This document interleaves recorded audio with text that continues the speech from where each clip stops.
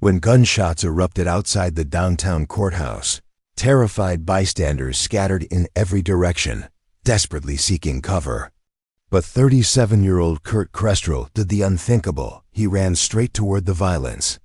On the blood-stained pavement lay Officer Andrea Corvale, clutching her wounded shoulder as crimson pooled beneath her uniform.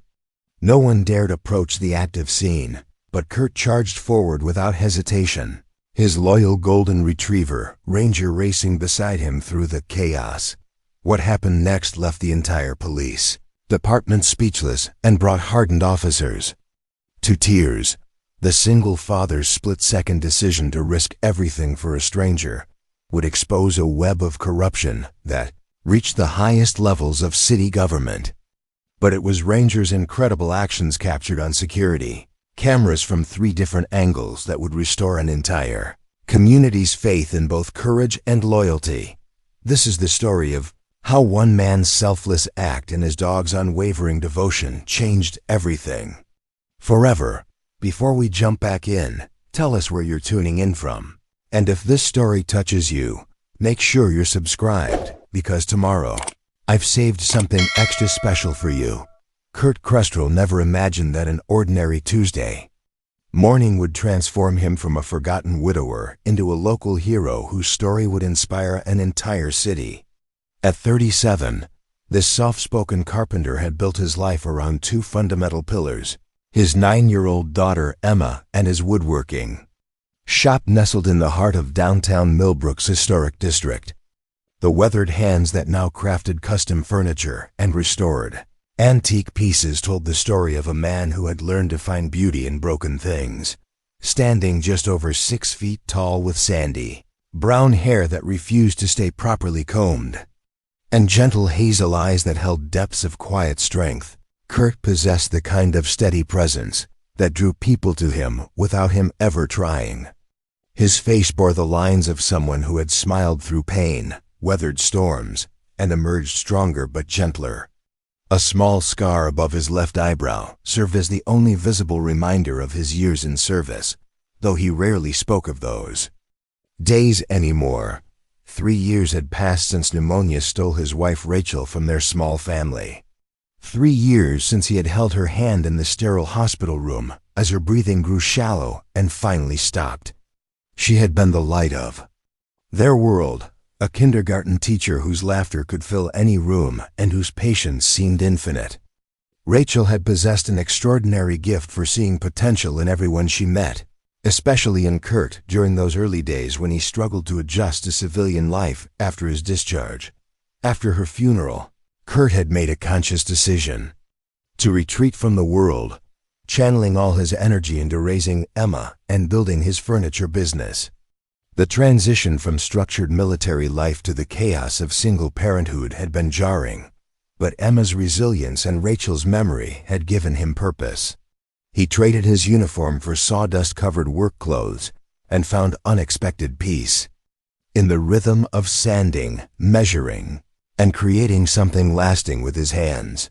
Emma had inherited her mother's bright spirit and infectious curiosity, along with Kurt's steady determination. She was the kind of young person who collected injured birds and insisted on nursing them back to health, who read voraciously and asked questions that often left Kurt scrambling for answers. Her honey-colored hair fell in waves past her shoulders, and her eyes, a perfect blend of Kurt's hazel and Rachel's green, seemed to see straight through to people's hearts. Their constant companion was Ranger, a 4-year-old golden retriever who had wandered into their lives shortly after Rachel's death. Kurt had found the dog, then barely a year old, limping through the downtown area with no collar and visible signs of abandonment. Emma had taken one look at the bedraggled animal and declared that he was meant to be part of their family.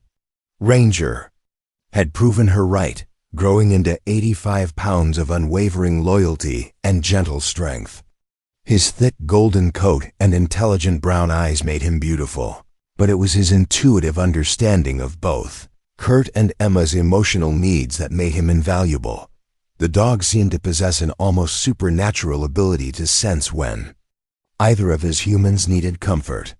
On nights when Kurt sat alone after Emma's bedtime, staring at old photographs and fighting waves of loneliness, Ranger would appear beside his chair and rest his massive head on Kurt's knee until the moment passed.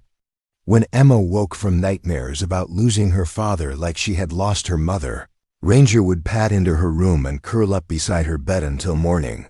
Kurt's woodworking shop, Kestrel Crafts, occupied the ground floor of a converted warehouse on Maple Street, just 4 blocks from the courthouse and city hall.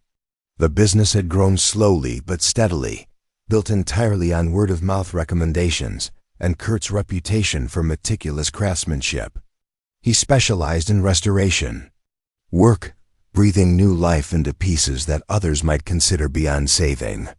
There was something deeply satisfying about taking damaged furniture and making it beautiful and functional again. The shop reflected Kurt's personality, organized but not obsessive, practical, but with touches of warmth. Hand tools hung in precise arrangements on pegboard walls, while larger pieces in various stages of completion occupied the main workspace. The air always carried the pleasant scent of wood shavings and the oil he used to condition finished pieces. Sunlight streamed through tall windows, illuminating dancing dust particles and casting golden rectangles across the concrete floor. Emma spent every afternoon at the shop after school, doing homework at a small desk Kurt had built specially for her in the corner office area.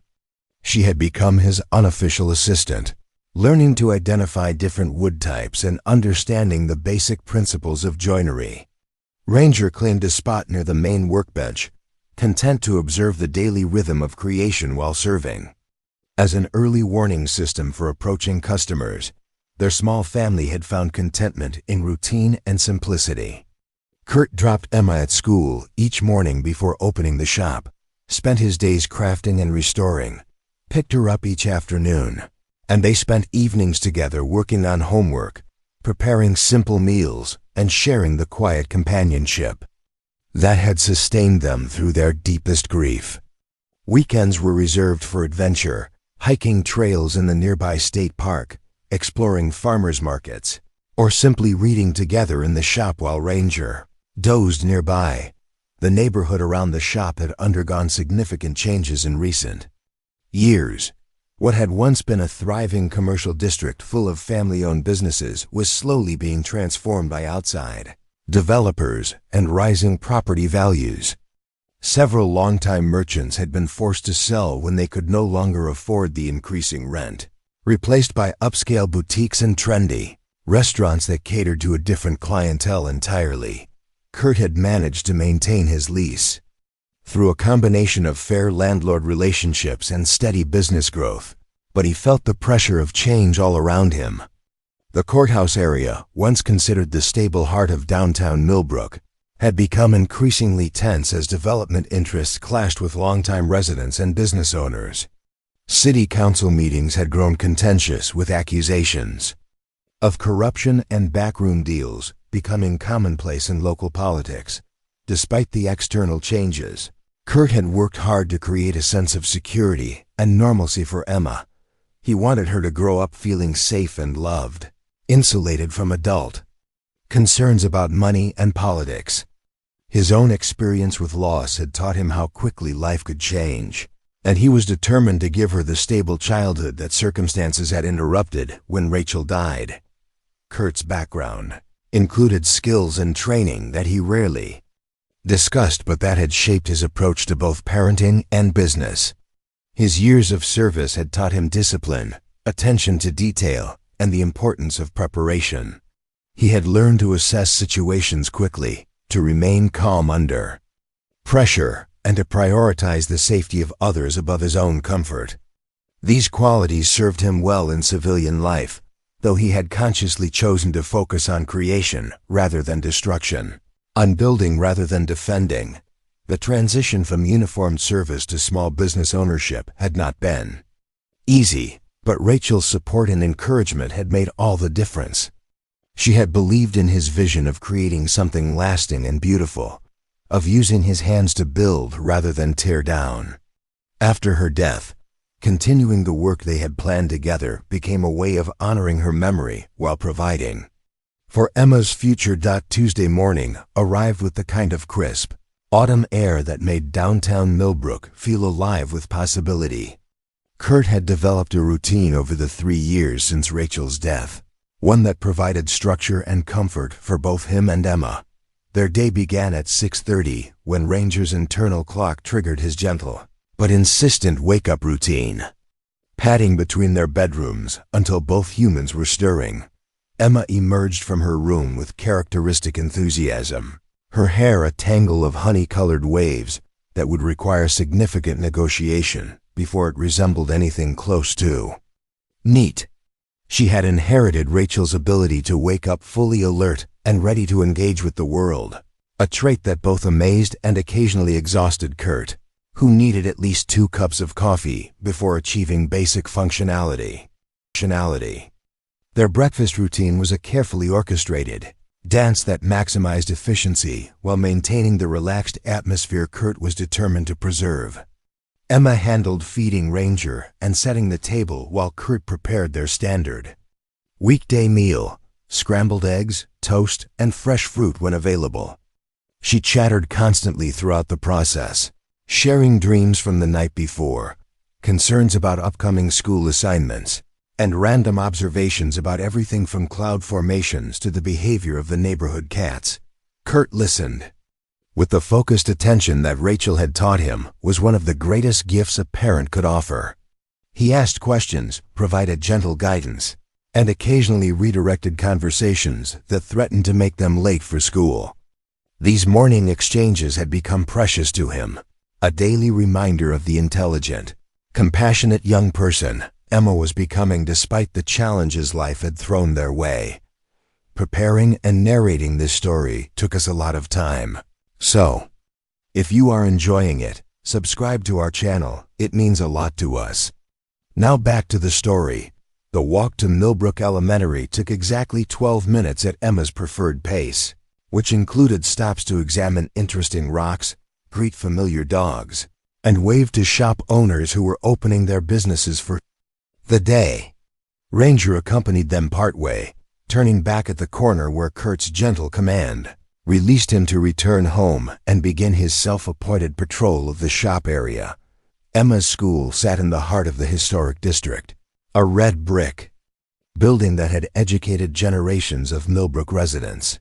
Kurt appreciated the stability and tradition the school represented, though he sometimes worried about budget cuts and changing educational priorities that seemed to value test scores over the kind of creative thinking and emotional development that Rachel had championed in her own teaching.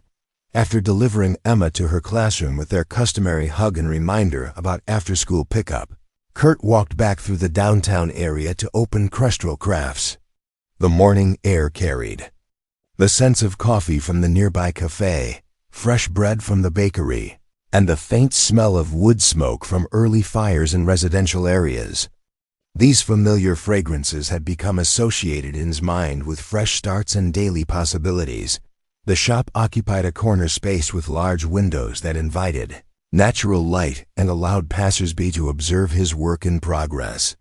Kurt had deliberately designed the layout to be welcoming, with completed pieces displayed near the windows and the actual workspace visible but organized. He believed that people enjoyed seeing craftsmanship in action, and the transparency helped build trust with potential customers who might be considering commissioning custom work. His current project was a dining room table commissioned by a young couple who had recently purchased their first home. They had brought him a photograph of a family heirloom that had been damaged beyond their ability to repair, hoping he could create something similar. Kurt had spent weeks selecting the perfect walnut lumber, allowing it to acclimate to his shop's temperature and humidity levels. Before beginning the careful process of milling and joinery, the work required patience and precision, qualities that Kurt had developed through years of practice and necessity. Each cut had to be exact, each joint perfectly fitted, each surface smoothed to silk-like perfection. There was something deeply meditative about the process, a rhythm that connected hymn to generations of craftsmen who had worked with similar tools and techniques. The repetitive motions of planning, sanding, and finishing created a kind of move-in meditation that helped quiet the constant low-level anxiety that had become his companion. Since Rachel's death, Ranger returned from escorting Kurt and Emma, settling into his preferred spot near the main workbench where he could observe both the work in progress and monitor the street outside. The dog had appointed himself as the shop's unofficial greeter, rising to investigate each customer who entered while maintaining a perfectly calibrated balance between friendliness and protective awareness. The morning's first customer was Mrs.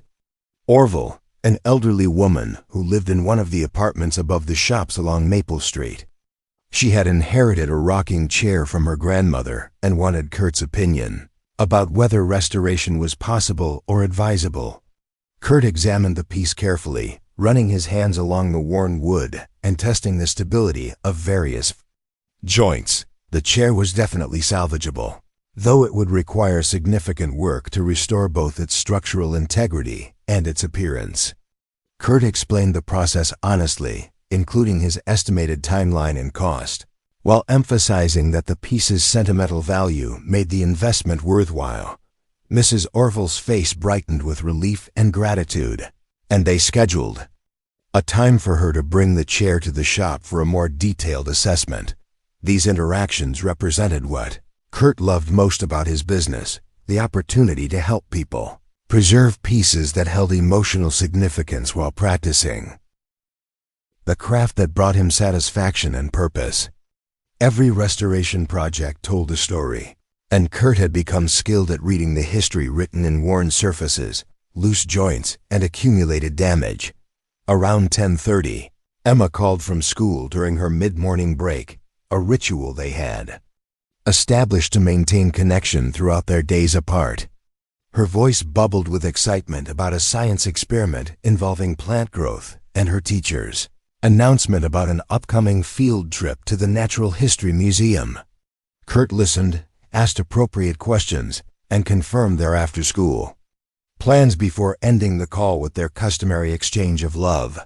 The remainder of the morning passed in the comfortable rhythm of focused work. Kurt made significant progress on the dining table's leg joints, a complex process that required multiple test fittings and minute adjustments to achieve the perfect blend of strength and beauty. Ranger dozed nearby, occasionally lifting his head to track the sounds of passing pedestrians or delivery trucks. The downtown area maintained a steady but manageable level of activity. Office workers emerged from the nearby government buildings for coffee breaks. Tourists occasionally wandered through looking for antiques or unique gifts, and local residents went about their daily errands. Kurt had become attuned to the neighborhood's rhythms, able to distinguish between familiar faces and newcomers, regular patterns and unusual activities. The courthouse complex, visible from his shop's front windows, typically hummed with quiet official business. Lawyers, clerks, and citizens came and went with purposeful efficiency, conducting the mundane but essential work of local government. Police officers occasionally passed by on routine patrols, and Kurt had developed nodding acquaintanceships with several who regularly walked beats in the downtown area. Today felt different, though Kurt couldn't immediately identify the source of his unease. Perhaps it was the increased number of official-looking vehicles parked around the courthouse, or the slightly more urgent pace of people moving along the sidewalks. Maybe it was simply his own heightened awareness, the hyper-vigilance that occasionally surfaced without warning, a legacy of experiences he preferred not to examine too closely. Ranger seemed to sense something as well. His ears pricked forward more often than usual, his attention focused on sounds and movements that normally wouldn't capture his interest. The dog's superior senses often picked up on environmental changes before Kurt became consciously aware of them, a trait that had proven useful in maintaining awareness of their surroundings. At 11:45, Kurt began his lunch preparation routine, planning to eat quickly before the afternoon's scheduled pickup and delivery appointments. Emma would arrive at the shop by 3:15, and he wanted to have the dining table's legs completed so she could see the progress. When she did her homework at her corner desk, the lunch hour typically brought increased foot traffic as people emerged from offices and government buildings seeking food and brief respites from their workday responsibilities. Kurt often used this time to step outside, stretch his legs, and observe the neighborhood dynamics that affected his business environment. Today, he planned to walk 2 blocks to the courthouse area to mail a letter and possibly stop at the small cafe that served excellent coffee and homemade pastries. This routine decision to venture beyond his immediate shop area would prove to be the choice that changed everything, though Kurt had no way of knowing that as he tidied his workspace and called Ranger to his side for their midday walk. The peaceful rhythm of their ordinary Tuesday was about to be shattered by violence and chaos, transforming the quiet carpenter into an unlikely hero whose actions would inspire an entire community. The crisp autumn air carried hints of coming winter as Kurt and Ranger walked the familiar 4 blocks from Kestrel Crafts toward the courthouse complex. Kurt carried a manila envelope containing insurance paperwork that needed to be mailed from the post office branch located in the government building's lobby. The walk also served as a brief mental break from the morning's intensive focus on joinery details, allowing him to stretch his legs and observe the bustling downtown energy that surrounded his quieter workspace. Ranger trotted beside him with characteristic alertness, his golden coat catching the midday sunlight as he automatically scanned their surroundings. The dog had developed an impressive familiarity with their neighborhood roots, greeting familiar faces and noting changes in the usual patterns. Today, his behavior suggested heightened awareness, his ears rotating toward sounds that Kurt couldn't distinguish from the normal urban background noise. The courthouse area buzzed with typical Tuesday activity. Lawyers in dark suits moved purposefully between buildings, clutching briefcases and engaged in serious conversations on cell phones. Office workers emerged from the various government buildings for lunch breaks, some heading toward the small cluster of restaurants and cafes that served the downtown professional community. Citizens arrived for scheduled appointments, jury duty, or other official business, creating a steady flow of foot traffic along the tree-lined sidewalks. Kurt had traversed this route countless times over the past 3 years, developing an unconscious familiarity with the area's rhythms and patterns.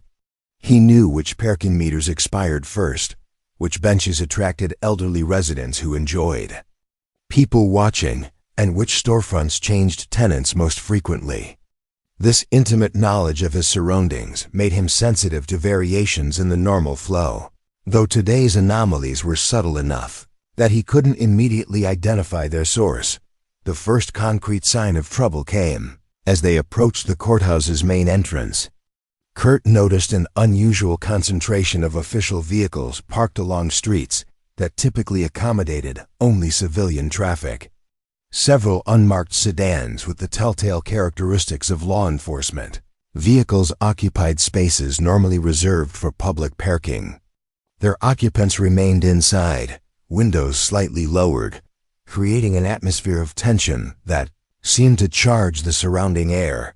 Ranger's behavior shifted noticeably as they drew closer to the government complex. His casual trot became more focused, his attention shifting between the unusual vehicles and the increased number of people moving with obvious purpose rather than the relaxed pace of routine business. The dog's superior senses were clearly detecting something that hadn't yet registered in Kurt's conscious awareness, though his own instincts were beginning to signal that something significant was developing. The postal counter inside the courthouse lobby operated with typical bureaucratic efficiency, though Kurt noticed that the security guards seemed more alert than usual. Their positions had been adjusted to provide better sight lines, and their casual conversations had been replaced by focused observation of everyone entering and leaving the building. The metal detectors appeared to be operating at higher sensitivity levels, resulting in more thorough screenings and longer processing times. After completing his mailing, Kurt emerged from the building to find Ranger waiting exactly where he had been instructed, though the dog's posture indicated continued vigilance. As they prepared to begin their return walk to the shop, Kurt's attention was drawn to a commotion developing near the courthouse's east entrance, where a crowd seemed to be gathering around someone or something that wasn't immediately visible. The initial sounds were confusing rather than alarming: raised voices, rapid footsteps, the squawk of radio communications that suggested official activity rather than emergency. Kurt's first instinct was to avoid whatever situation was developing, to take an alternate route back to his shop that would keep him and Ranger clear of what appeared to be some kind of official proceeding or demonstration. That instinct was overruled by the sharp crack of gunfire that split the air like a whip, followed immediately by screams and the unmistakable sounds of panic. The crowd that had been gathering near the courthouse entrance suddenly exploded outward, people running in all directions as they sought cover and escape routes. The organized flow of downtown pedestrian traffic transformed instantly into chaos as terror replaced routine. Kurt's response was immediate and automatic. His hands moved to grip Ranger's collar, both to control the dog and to maintain contact with him as they assessed their options. His eyes swept the area, cataloging potential threats, escape routes, and the positions of other people who might need assistance. The skills that had lain dormant for years suddenly emerged with crystal clarity, transforming the mild-mannered carpenter into someone capable of rapid tactical assessment. A second gunshot, followed quickly by a third, eliminated any doubt about the seriousness of the situation. Kurt could see muzzle flashes coming from the courthouse's east side, though the shooter's exact position remained unclear due to the architectural features and landscaping that provided cover. People continued to flee in panic, some stumbling and falling in their haste to escape, creating additional hazards as the situation deteriorated. Through the chaos, Kurt's attention was drawn to a figure lying motionless on the concrete plaza, between two large planters that normally served as decorative elements. The person appeared to be wearing a uniform, though distance and the movement of fleeing crowds made identification difficult. What was unmistakably clear was that whoever had fallen was not getting up, and the expanding pool of dark liquid beneath them suggested serious injury. Ranger pressed against Kurt's leg, his body tense with readiness for whatever action his human might decide to take.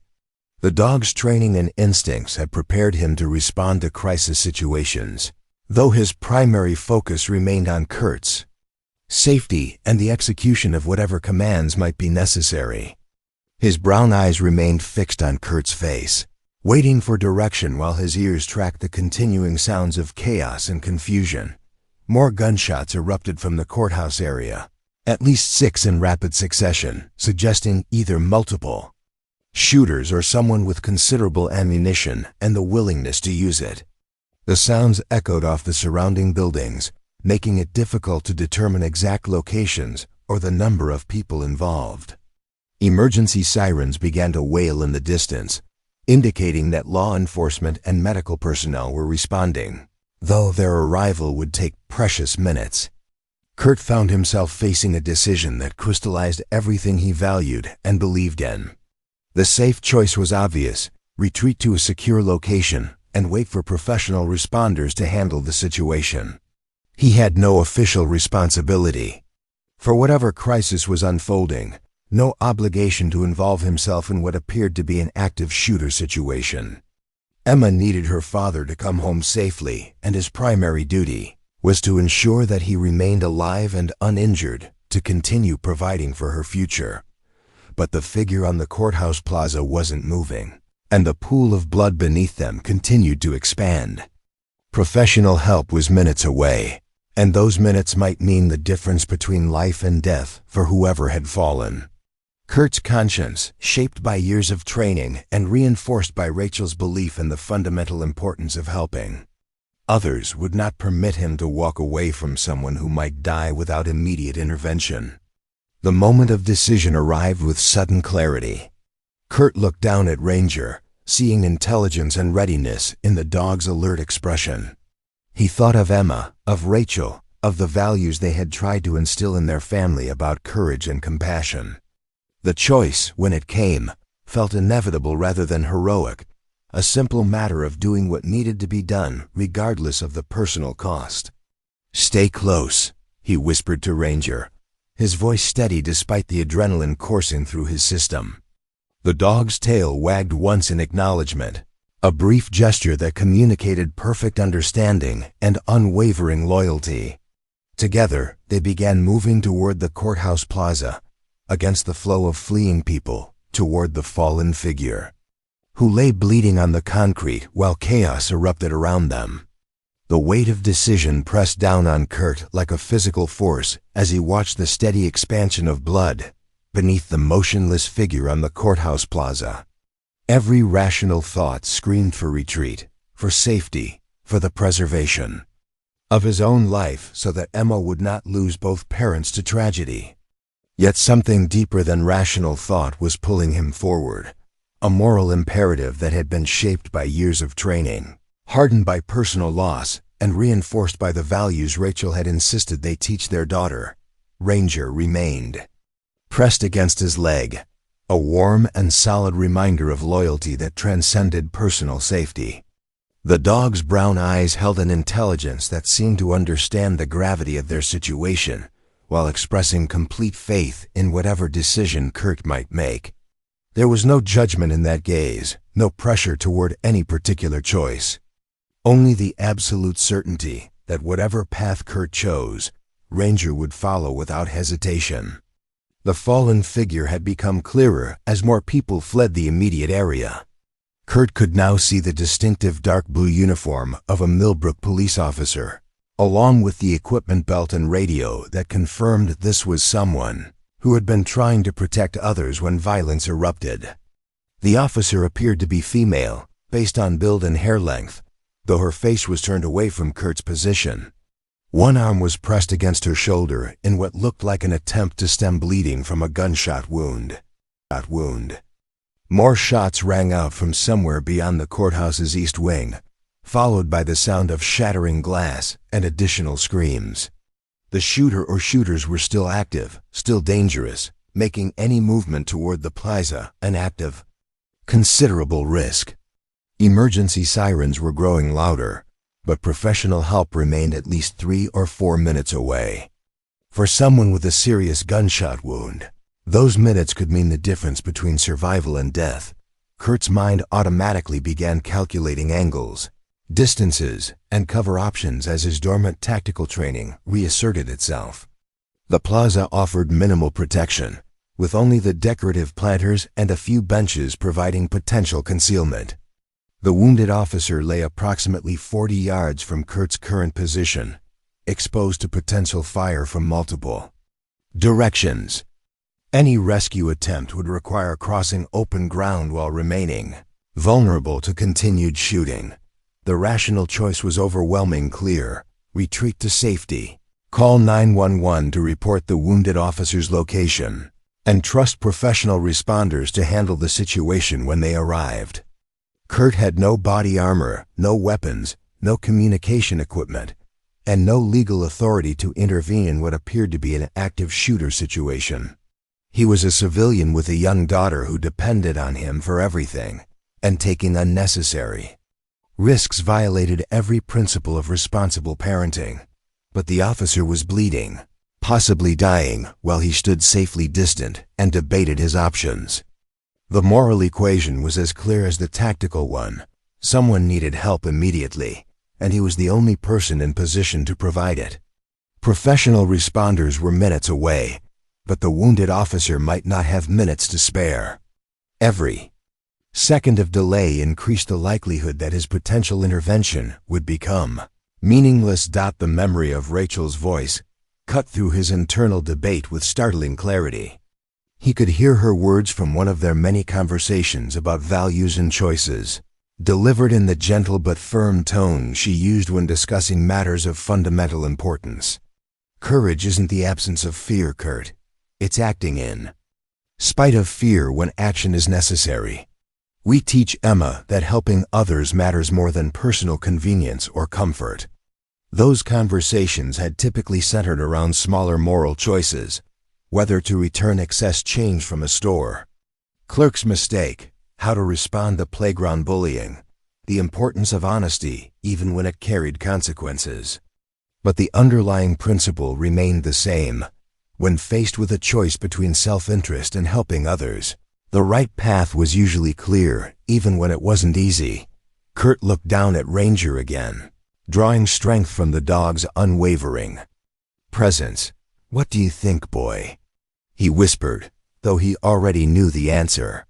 Ranger had been trained by experience and instinct to protect, to serve, to act when action was needed. The dog's entire being was oriented toward loyalty and service, qualities that had made him an essential part of their small family's healing process. The decision, when it finally crystallized, felt less like a choice than like an acknowledgement of inevitability.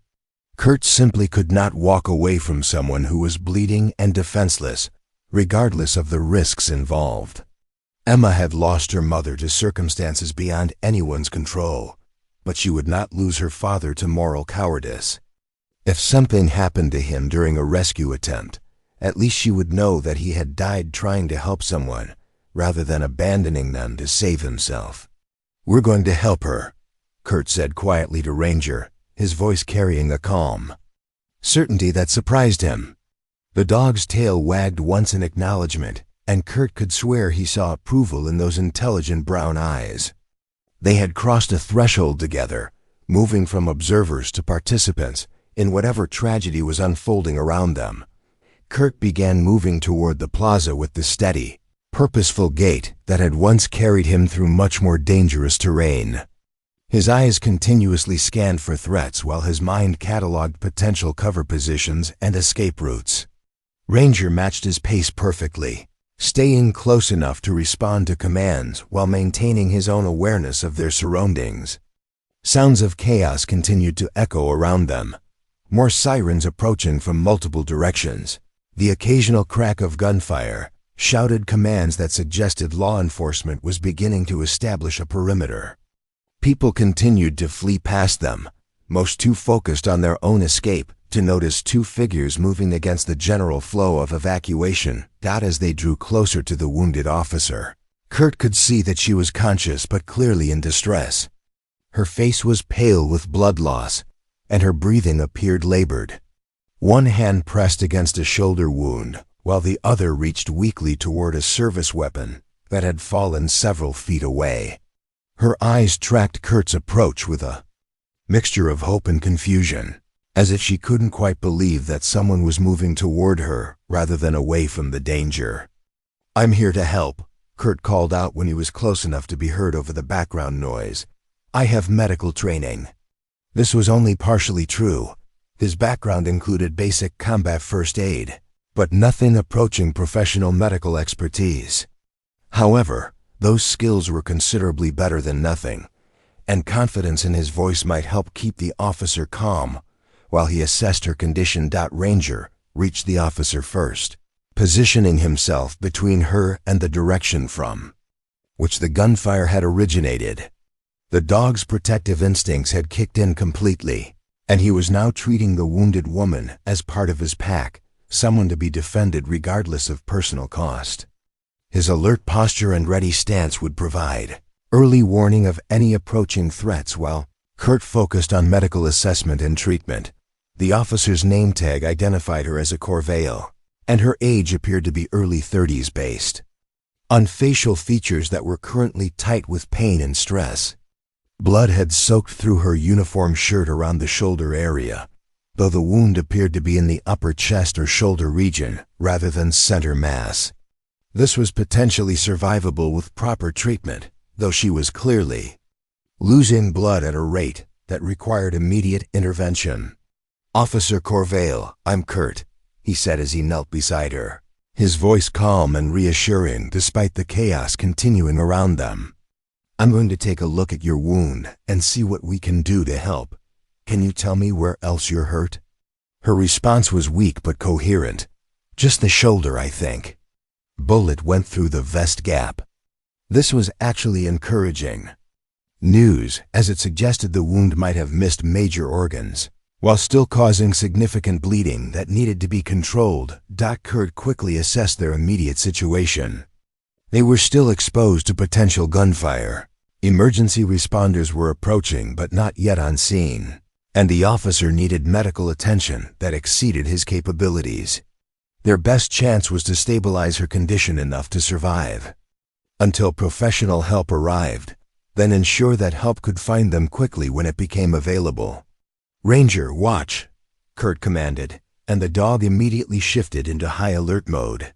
His attention focused on potential threats while his positioning provided some physical screening for Kurt's medical efforts.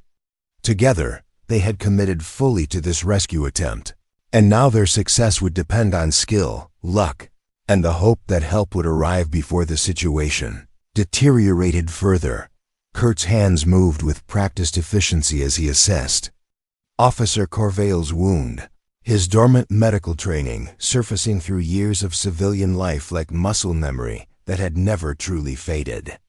The bullet had indeed found the gap between her vest's protective panels, creating a through-and-through wound in her upper shoulder that was bleeding heavily but appeared to have missed major arteries. Her pale complexion and rapid breathing indicated shock setting in, but her eyes remained focused and responsive. "What's your first name?"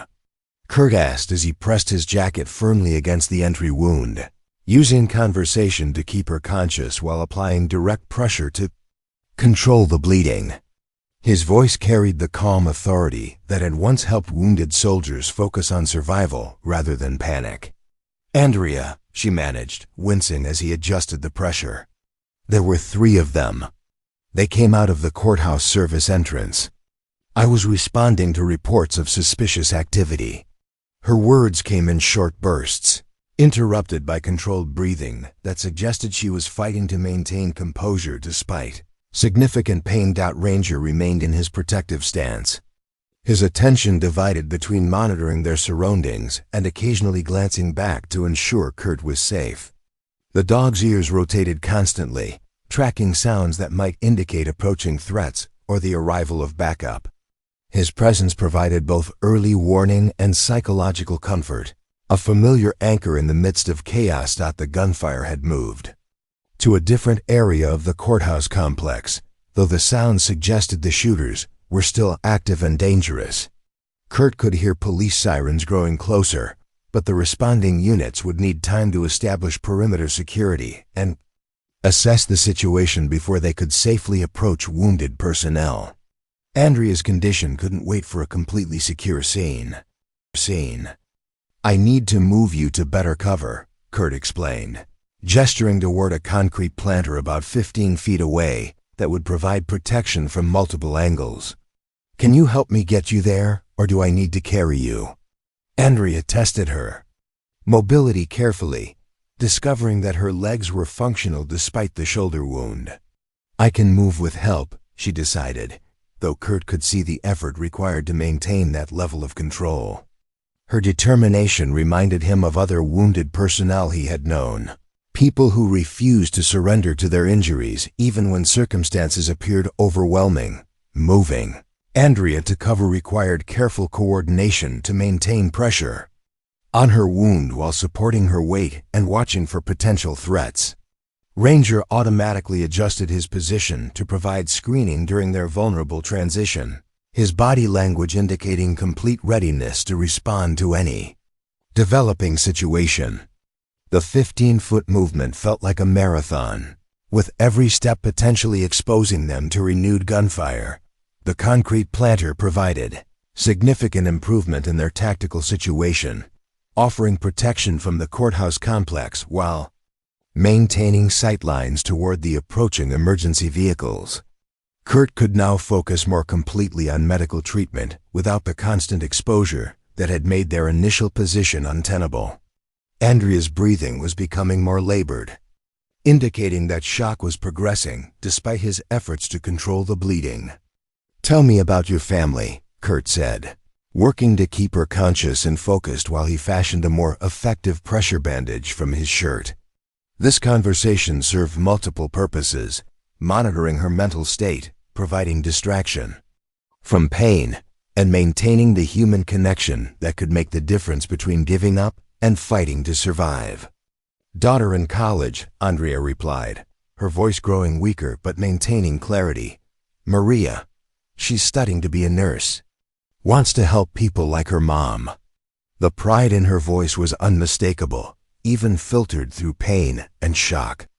"She's going to be so much better at this than I am." Kurt smiled despite their circumstances, recognizing the universal parental pride that transcended profession and situation. "She's going to be proud of what you did today, standing up to armed criminals to protect people. That's the kind of courage that inspires people to choose helping professions." The sound of approaching vehicles was growing much louder, indicating that professional help was finally reaching the courthouse area.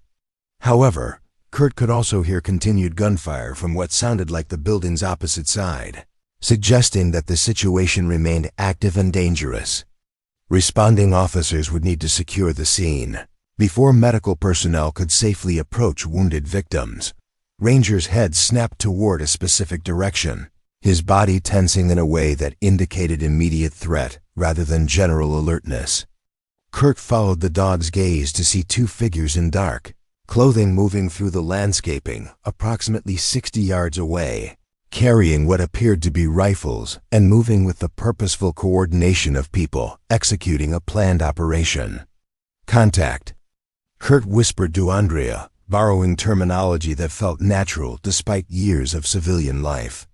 His hand moved to shield her radio, pressing the emergency button that would broadcast their location to responding units while indicating officer down and immediate assistance required. The figures had not yet noticed their position behind the planter, but their movement pattern suggested they were conducting some kind of systematic search. The tactical situation had suddenly become much more complex. Kurt was responsible for a wounded police officer who could not move quickly or defend herself, armed only with her service weapon that lay several feet from their current position. The approaching figures were clearly part of the group that had initiated the shooting, and their behavior suggested they were looking for something or someone specific rather than simply attempting to escape. Ranger's protective instincts were fully engaged, his body coiled for action, while his intelligent eyes remained fixed on Kurt's face for direction. The dog understood that their small group was in immediate danger, and his training and temperament prepared him to respond with whatever level of force might be necessary to protect his human and their wounded companion. Kurt made another critical decision in a day that had already required several. Rather than attempting to hide and hope the gunman would pass by their position, he chose to retrieve Andrea's service weapon and prepare to defend their location if necessary. His movement was careful and deliberate, designed to avoid attracting attention while ensuring he could respond effectively if their position was discovered. The weapon felt familiar in his hands despite years away from military service and muscle. Memory guided his hands through a quick function check that confirmed the pistol was loaded and ready for use. Andrea watched with professional approval, recognizing competent weapon handling when she saw it even through her pain and diminishing strength. "Military?" she asked quietly, noting the automatic way he had positioned himself to provide both cover for her and optimal firing angles toward potential threats. "Was," Kurt replied simply, his attention focused on the approaching figures who were now close enough that he could see they were young men, probably early 20s, moving with the nervous energy of people operating beyond their experience level. Their weapons appeared to be R-style rifles, and their clothing suggested they had prepared for this operation rather than acting on sudden impulse. The lead figure stopped approximately 30 yards from their position, speaking into what appeared to be a radio or cell phone. Kurt couldn't hear the conversation, but the body language suggested they were receiving instructions or reporting their status to someone else. This indicated a level of organization and planning that made this situation more dangerous than random. Violence. Ranger remained motionless, except for the slight tremor that indicated readiness for explosive action. The dog's training had taught him to respond to Kurt's commands instantly and completely, whether the situation required silent observation or aggressive intervention. His presence provided tactical advantages that Kurt was prepared to use if circumstances demanded action rather than continued concealment. The second figure began moving directly toward their planter, his rifle held in a ready position that suggested familiarity with its use. Whether this movement was deliberate or coincidental would become clear within moments, but Kurt prepared for the possibility that their concealment was about to be compromised. His finger moved to the trigger guard of Andrea's service weapon, while his other hand gestured for Ranger to prepare for action. Andrea's breathing had become increasingly shallow, indicating that her condition was deteriorating despite Kurt's first aid efforts. She needed professional medical attention immediately, but the tactical situation prevented any movement toward the approaching emergency vehicles. They were trapped between her medical emergency and the immediate threat posed by armed criminals who appeared to be searching systematically through the courthouse area. The approaching gunman was now close enough that discovery seemed inevitable. Within the next few moments, Kurt faced another critical decision: attempt to neutralize the threat before their position was compromised, or wait and hope the gunman would pass by without detecting them. Either choice carried enormous risks, but Andrea's deteriorating condition made prolonged concealment increasingly untenable. The gunman's boots crunched on scattered debris as he approached their concealed position, his rifle sweeping and practiced, arcs that suggested military or law enforcement training. Kurt could see the man's face now, young, perhaps 23 or 24, with the tense expression of someone operating under extreme stress. The weapon in his hands was an R-15 variant, modified with accessories that indicated serious preparation rather than impulsive violence. Ranger's muscles coiled beneath his golden fur, every instinct preparing him for protective action while he waited for Kurt's command. The dog's breathing had become completely silent, a predatory stillness that transformed the gentle family pet into something far more dangerous. His intelligent eyes remained fixed on Kurt's face, reading micro-expressions for the signal that would unleash carefully controlled violence in defense of their pack. Andrea's condition was deteriorating rapidly despite Kurt's first aid efforts. Her skin had taken on a grayish pallor that indicated severe blood loss, and her breathing had become shallow and irregular. The makeshift pressure bandage was helping, but she needed professional medical intervention within minutes or the wound that should have been survivable would become fatal. Kurt could feel her pulse becoming weaker beneath his fingers as he maintained pressure on the injury. The approaching gunman stopped less than 10 feet from their position, his radio crackling with urgent communications that Kurt couldn't quite make out. The young man's behavior suggested he was receiving specific instructions, probably from whoever was coordinating this operation from a remote location. His responses were brief and tense, confirming positions and status reports that indicated a level of organization that made this situation more dangerous than random violence. Position 3 clear, moving to final sweep. The gunman reported into his radio, his voice carrying the nervous energy of someone operating beyond his comfort zone. His movement pattern suggested he was conducting a systematic search rather than random patrol, looking for something or someone specific among the chaos of the courthouse complex. Kurt made his decision with the cold calculation that had once kept him and his unit alive in far more dangerous circumstances. Rather than waiting for discovery, he would create his own opportunity while maintaining maximum advantage. His hand moved to Ranger's collar, applying the specific pressure pattern that served as a silent command for aggressive intervention. When verbal commands weren't possible, the attack unfolded with devastating precision. Ranger exploded from concealment like a golden missile, 85 pounds of muscle and determination launched at the gunman's weapon arm. The dog's training had taught him to disable rather than kill, targeting the hands and arms that held weapons rather than going for the throat like his wild ancestors might have done. His teeth clamped down on the gunman's wrist with crushing force, immediately compromising his ability to use the rifle effectively. Kurt followed Ranger's charge. By 3 seconds, rising from cover with Andrea's service weapon trained on the second gunman, who was approximately 20 yards away. The tactical situation had been reversed in moments. Instead of being hunted, Kurt had become the hunter, using surprise and Ranger's attack to seize initiative from criminals, who had expected to maintain complete control. The gunman in Ranger's jaws screamed in pain and terror, his rifle clattering to the concrete as he tried desperately to shake off the dog's relentless grip. Ranger's attack was controlled, but devastating, designed to disable without killing while maintaining pressure until commanded to release. The man's attempts to strike the dog with his free hand were ineffective against Ranger's size and determination. "Drop your weapon," Kurt commanded the second gunman, his voice carrying the unmistakable authority of someone prepared to use lethal force if necessary. A young man's face showed shock and confusion as their planned operation suddenly collapsed into chaos they hadn't anticipated.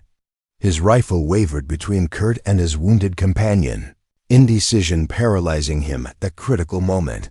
The sound of approaching sirens had become overwhelming, indicating that professional responders were finally reaching the courthouse complex in significant numbers. Kurt could see emergency vehicles surrounding the area, their flashing lights creating a strobing effect that added to the surreal atmosphere of violence and chaos. Help was finally arriving, but the immediate tactical situation still required resolution. "I said drop it," Kurt repeated, adjusting his aim to center mass while keeping the weapon sights aligned precisely. His military training had taught him to shoot only when necessary, but to shoot effectively when circumstances demanded action. The second gunman's hesitation was creating a dangerous standoff that could deteriorate rapidly if not resolved. Ranger maintained his grip on the first gunman's wrist, his powerful jaws preventing any attempt to retrieve the dropped rifle, while his weight kept the man off balance and unable to coordinate effective resistance. The dog's eyes remained alert for additional threats while his primary focus stayed on disabling the immediate danger to his pack. The second gunman finally made his choice, throwing his rifle to the ground and raising his hands in surrender. The relief on his face was obvious as he stepped back from the weapons, his body language indicating complete submission rather than continued resistance. Kurt could see that both criminals were young men, probably early 20s, whose preparation had not extended to dealing with determined resistance from an unexpected source. "Ranger, release," Kurt commanded, and the dog immediately loosened his grip while maintaining a watchful position over the wounded gunman. Blood flowed from puncture wounds where Ranger's teeth had penetrated, but the injuries were designed to disable rather than cause permanent damage. The gunman clutched his injured wrist while examining bite marks that would require medical attention but weren't life-threatening. Kurt quickly secured both rifles, moving them well away from the subdued criminals while keeping Andrea's service weapon ready for use if the situation changed. His movements were efficient and practiced, reflecting training that had taught him to control scenes rapidly and completely. The tactical advantage was now entirely in his favor, though Andrea's condition remained his primary concern. "Officer down, 2 suspects in custody," Kurt called toward the approaching emergency vehicles, his voice carrying clearly across the courthouse plaza. He could see uniformed officers beginning to establish a perimeter while emergency medical technicians prepared to respond once the scene was declared secure. Professional help was finally close enough to make a difference. Andrea's eyes had closed, though her breathing continued with the shallow rhythm that indicated she was still fighting to maintain consciousness. Kurt resumed his position beside her, checking her pulse while maintaining visual contact with the subdued gunman. Her condition had stabilized somewhat during the brief confrontation, possibly because the elimination of immediate threat had allowed her body to focus on survival rather than combat readiness. The first responding police units arrived with tactical precision, officers moving in coordinated patterns that indicated proper training and preparation. Kurt could see them assessing the scene, noting the wounded officer, the subdued suspects, and the civilian who appeared to have taken control of the situation. Their body language suggested professional competence rather than panic, which was encouraging given the complexity of what they were encountering. "This is Officer Andrea Corvale, badge number 2847. Kurt called to the approaching officers, using his hand to gesture toward her position while keeping the service weapon pointed safely away from everyone present. "Gunshot wound to the upper shoulder, significant blood loss, needs immediate medical attention. 2 suspects secured, weapons clear and safe." Ranger remained in position near the subdued gunman, his alert posture indicating continued readiness for action, while his calm demeanor showed that he considered the immediate threat neutralized. The dog's behavior had returned to protective rather than aggressive, though his positioning ensured that any attempt by the criminals to retrieve weapons or escape would be immediately detected and countered. Emergency medical technicians finally reached Andrea's position, their professional assessment confirming Kurt's improvised treatment while implementing more advanced care protocols. 4 fluids, proper pressure bandages, and oxygen support began addressing the blood loss and shock that had threatened her life during the long minutes when professional help couldn't safely approach. "You did good work," the lead EMT told Kurt, as they prepared Andrea for transport to the hospital. "Your first aid probably saved her life. She would have bled out if you hadn't maintained pressure on that wound." The professional validation meant more to Kurt than he expected, confirming that his decision to risk everything for a stranger had been justified by the outcome. As Andrea was loaded onto a stretcher, her eyes opened briefly and focused on Kurt's face. "Thank you," she whispered, her voice barely audible over the sound of medical equipment and emergency vehicles. "Emma is lucky to have you as a father." Her knowledge of his daughter's name surprised him until he realized they must have discussed his family during the first aid treatment, though he couldn't remember specific conversations through the adrenaline and focus of the rescue. The scene around them was transforming from chaos to organized emergency response as additional officers arrived and began processing the crime scene.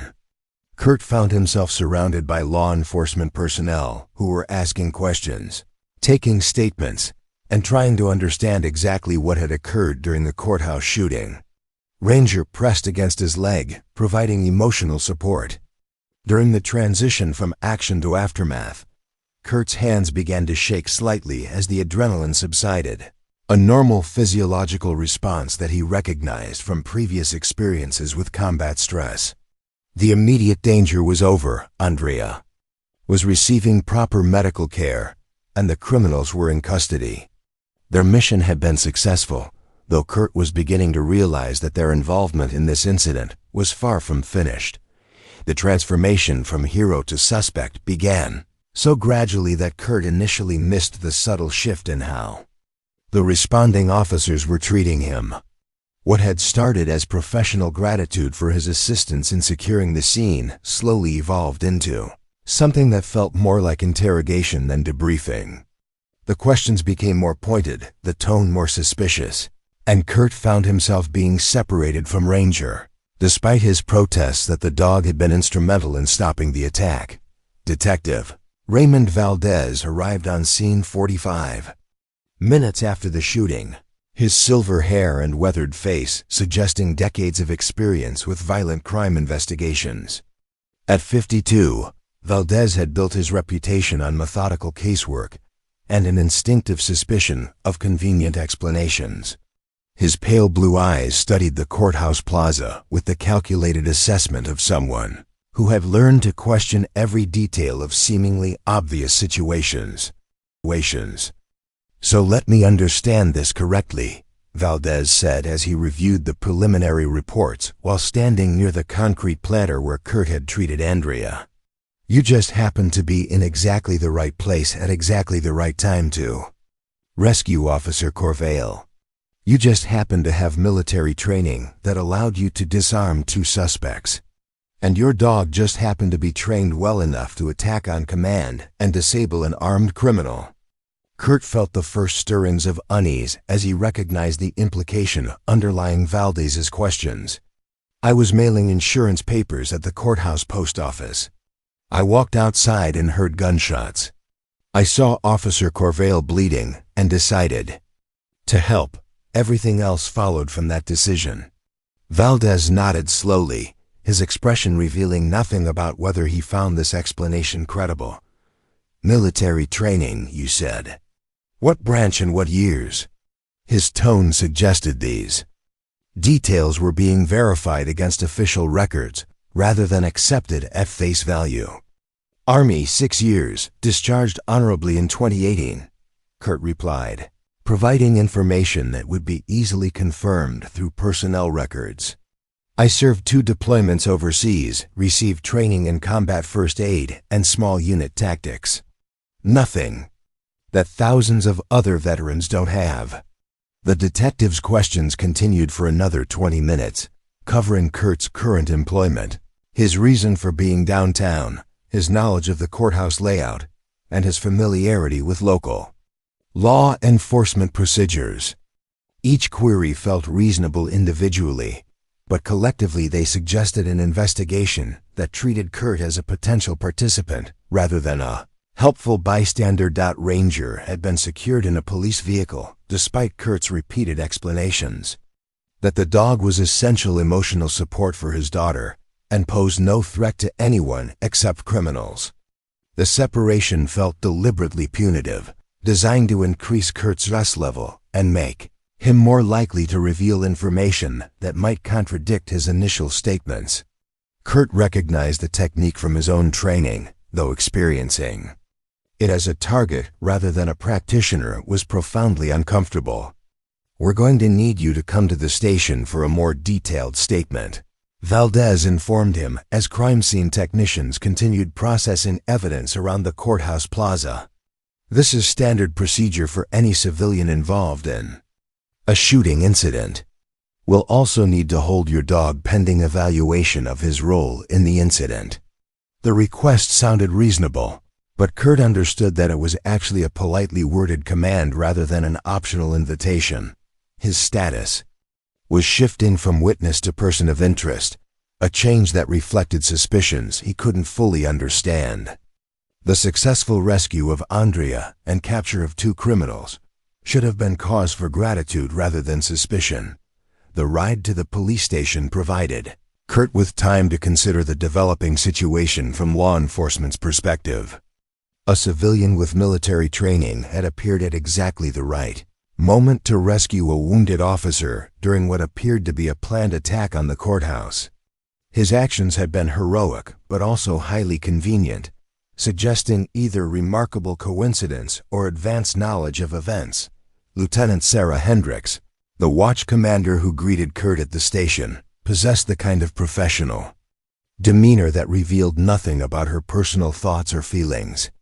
Her brown hair was pulled back in a regulation bun that emphasized sharp cheekbones and intelligent green eyes that seemed to catalog every detail of his appearance and behavior.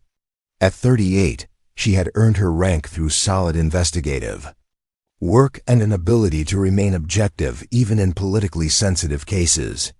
"Mr. Krustrel, we appreciate your cooperation in helping us understand what happened today," Hendricks began as she escorted him to an interview room that smelled of stale coffee and industrial disinfectant. "I want to assure you that you're not under arrest, but we do need to document your involvement in this incident thoroughly." The interview room was deliberately austere, designed to create psychological pressure that might encourage fuller disclosure from subjects who had something to hide. Gray walls, fluorescent lighting, and uncomfortable metal chairs created an atmosphere that suggested official consequences for anyone who might be less than completely truthful. Kurt recognized the environment's purpose but found it difficult. To avoid feeling guilty despite his complete innocence, Hendricks began with basic biographical information, confirming details about Kurt's residence, employment, and family situation. Her questions were delivered in a neutral tone that provided no indication whether his answers were considered credible or suspicious. The professional interrogation style was designed to prevent subjects from gauging investigator reactions and adjusting their responses accordingly. "Tell me about your military service," Hendricks requested, her pen poised over a legal pad that already contained several pages of handwritten notes. "Specifically, what type of training you received that prepared you to handle today's situation." Kurt provided a factual summary of his service record, including basic training, advanced individual training, deployment experiences, and the combat skills that had proved relevant during the courthouse incident.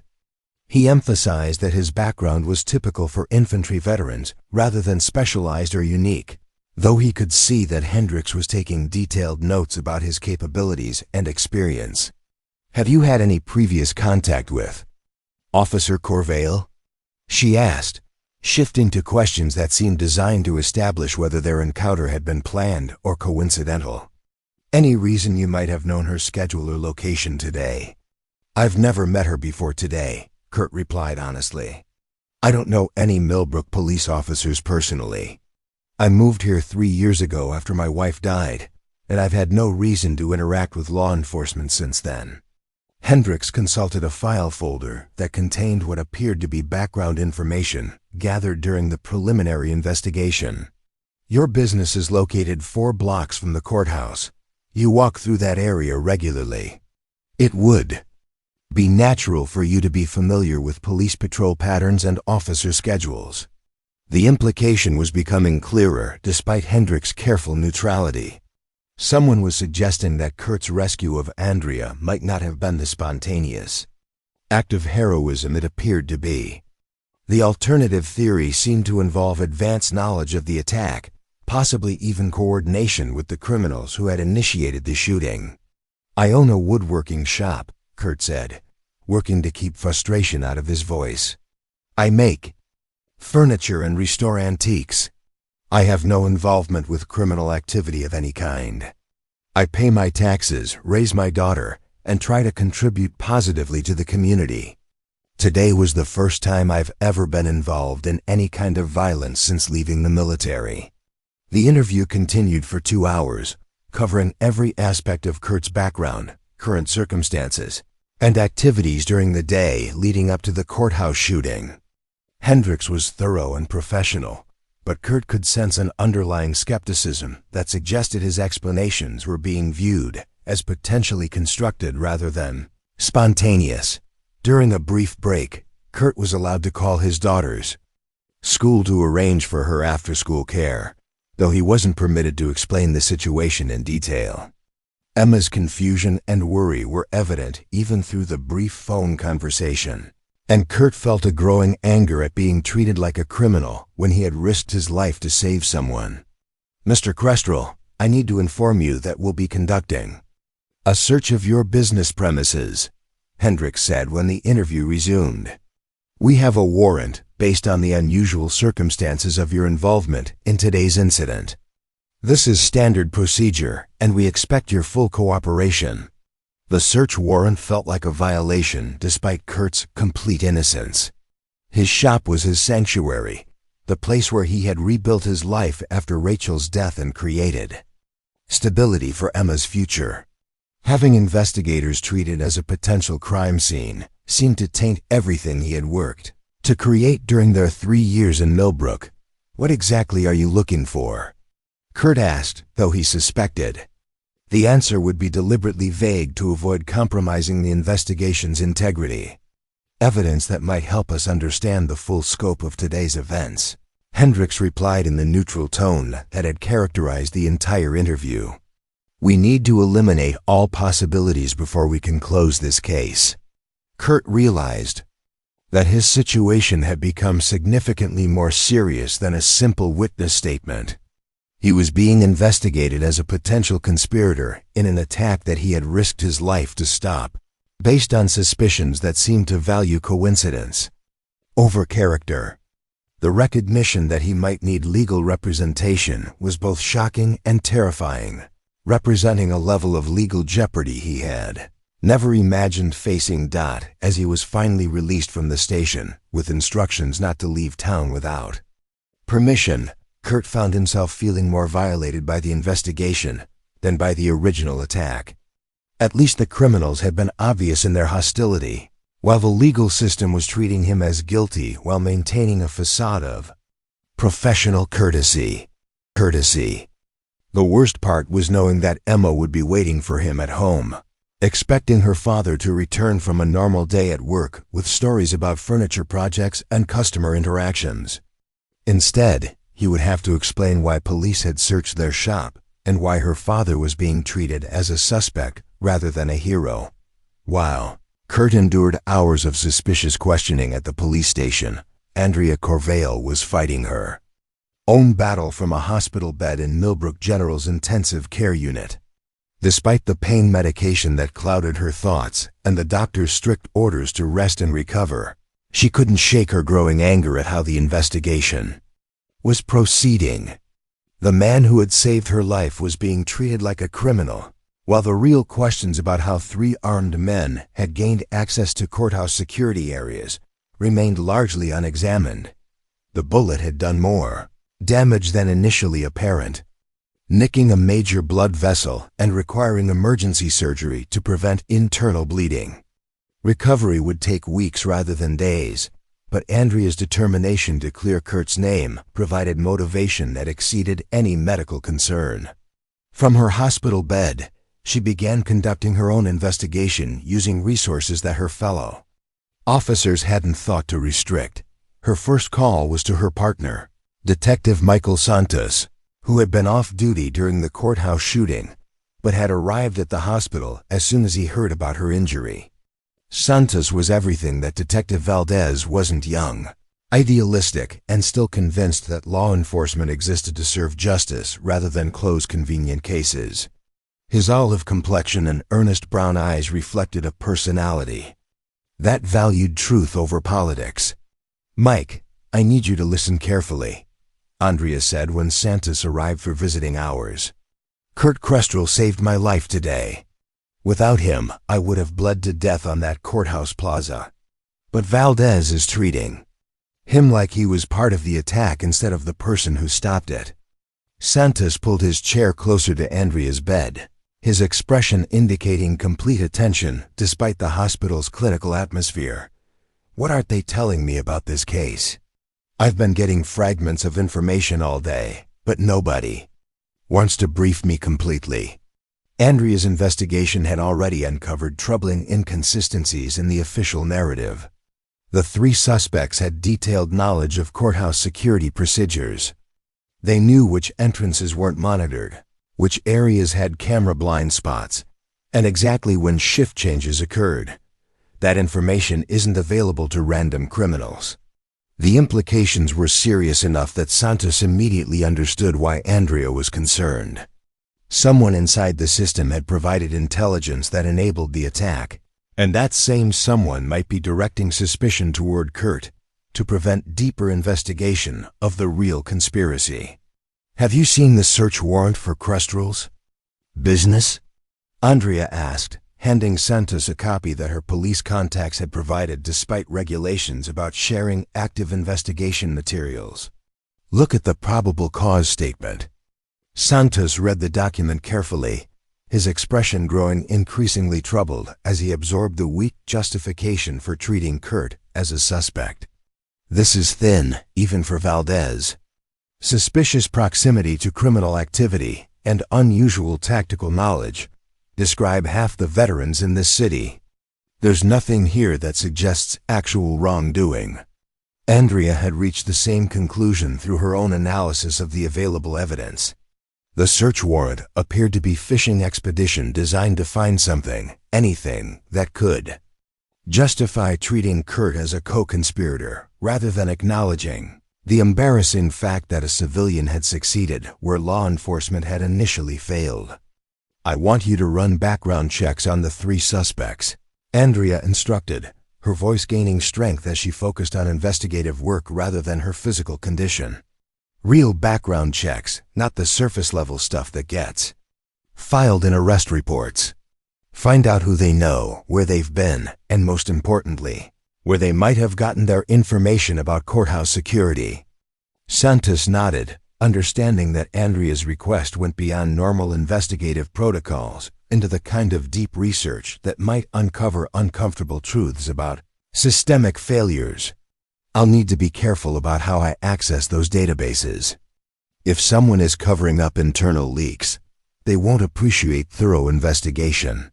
While Santos began his research, Andrea used her hospital computer access to review courthouse security footage from the day of the attack.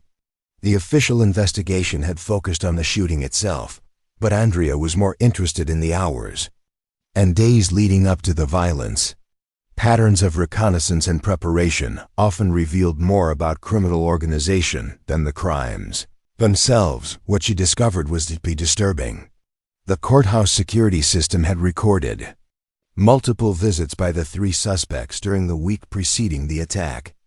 They had appeared individually rather than as a group, conducting what appeared to be careful observation of guard posts, camera positions, and pedestrian traffic patterns. Their behavior suggested professional surveillance rather than casual familiarization. More troubling was the realization that these reconnaissance visits had occurred during periods when certain security cameras were mysteriously offline for routine maintenance. The timing was too convenient to be coincidental, suggesting that someone with access to security schedules had coordinated the surveillance windows to avoid creating permanent records of the suspects' presence. Andrea's phone rang as she was reviewing the security footage timeline. The caller ID showed Detective Valdez's number, though she had specifically requested that all updates about the case be directed through Santos rather than the lead investigator whose competence she was beginning to question. "Officer Corvale, I hope you're recovering well," Valdez said in the professional tone that had characterized their previous interactions. "I wanted to update you on our investigation of the Kestrel situation. We found some interesting materials during our search of his premises." Andrea felt her anger rising as she recognized the satisfaction in Valdez's voice. "What kind of materials?" she asked, though she suspected the answer would involve creative interpretation of innocent evidence. Technical manuals related to security systems, detailed maps of the courthouse complex, and documentation about local law enforcement procedures, Valdez reported with obvious pleasure. Taken together, these materials suggest a level of preparation that goes beyond casual civic interest. The supposed evidence was laughably weak to anyone familiar with actual investigative work. Security system manuals were available online to anyone interested in protecting their business. Courthouse maps were provided free to visitors at the information desk. Documentation about law enforcement procedures could describe anything from citizen ride-along programs to community policing initiatives. "Detective Valdez," Andrea said, dropping any pretense of professional courtesy, "I was there. I saw what happened. Kurt Kestrel risked his life to save mine when no one else would. His dog attacked armed criminals to protect us both. If you're treating him as a suspect based on the evidence you just described, then you're either incompetent or corrupt." The silence that followed her statement lasted long enough to suggest that Valdez was considering how to respond to such direct criticism from a fellow officer. When he finally spoke, his tone had shifted from professional courtesy to barely controlled anger. "Officer Corvale, your injuries may be affecting your judgment about this case. I suggest you focus on your recovery and leave the investigation to personnel who weren't emotionally involved in the incident." Andrea recognized the threat implicit in Valdez's response. By questioning his investigative competence, she had made herself a target for retaliation that could affect her career and reputation within the department. But her commitment to justice exceeded her concern for personal consequences, especially when an innocent man's freedom was at stake. "I'll be filing a formal complaint about the conduct of this investigation," Andrea informed him before ending the call. "Kurt Kestrel deserves better treatment from the people he helped protect." Santos returned to the hospital that evening with information that transformed their understanding of the courthouse attack. His background research on the three suspects had revealed connections that the official investigation had either missed or chosen to ignore. All three suspects have prior arrests for drug-related offenses, Santos reported, consulting notes he had taken during hours of database research. But here's the interesting part. Their cases were all handled by the same prosecutor, dismissed by the same judge, and their defense attorney was the same person who currently represents several city council members in ethics investigations. The pattern suggested a level of systemic corruption that extended far beyond the courthouse shooting. The three suspects weren't random criminals who had suddenly decided to attack law enforcement.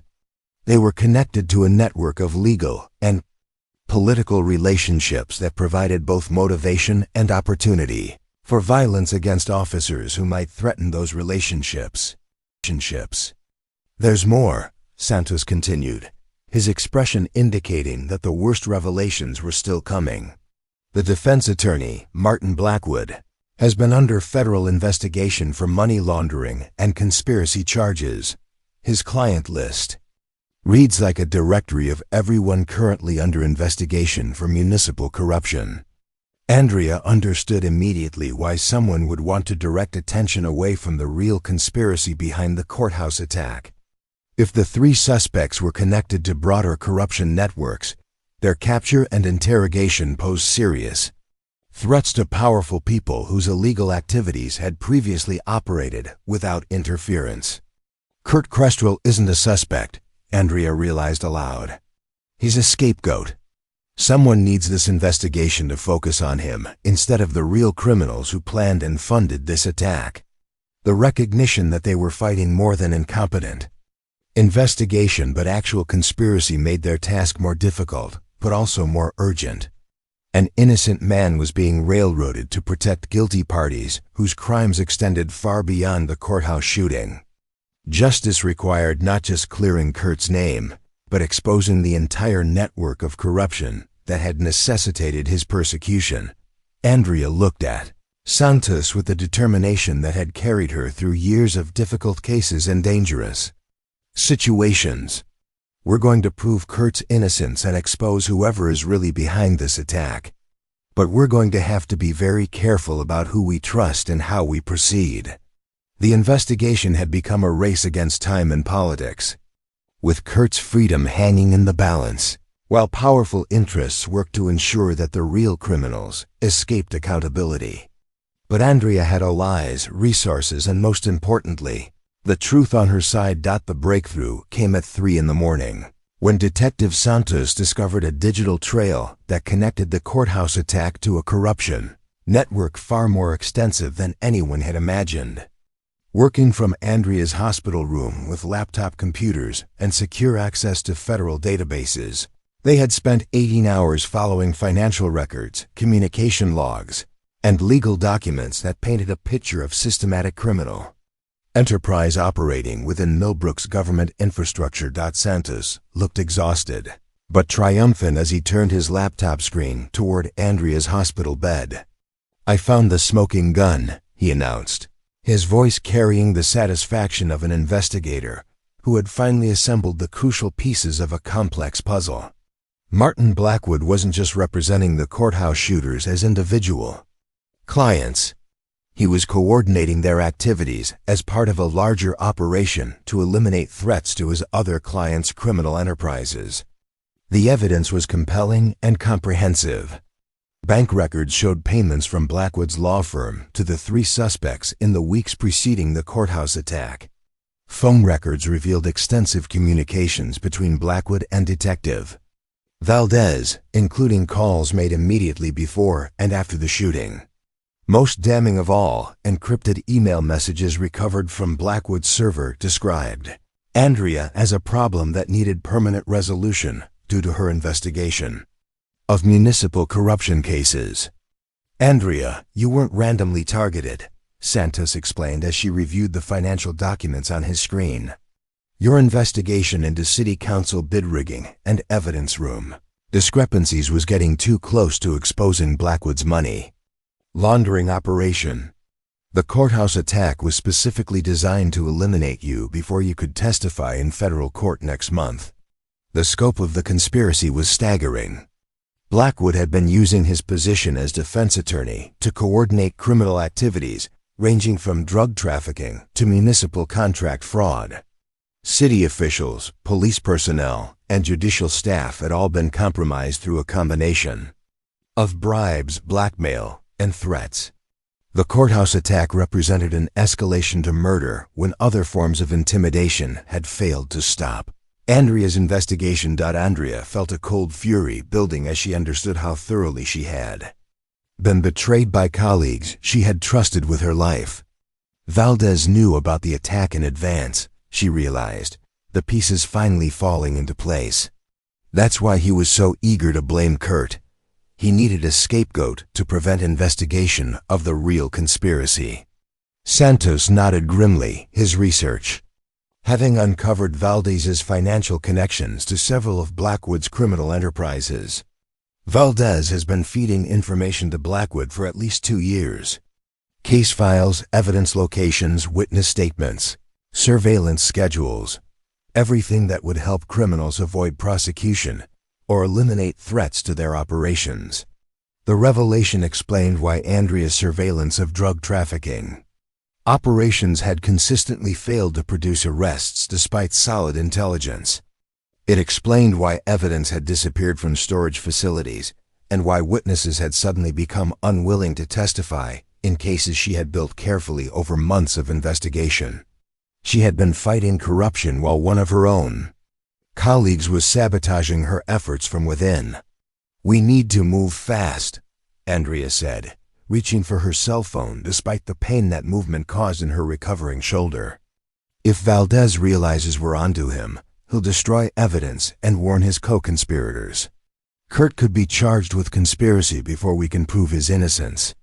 Their first call was to FBI Special Agent Jennifer Park, who had been leading the federal investigation into municipal corruption that had prompted Andrea's original surveillance work.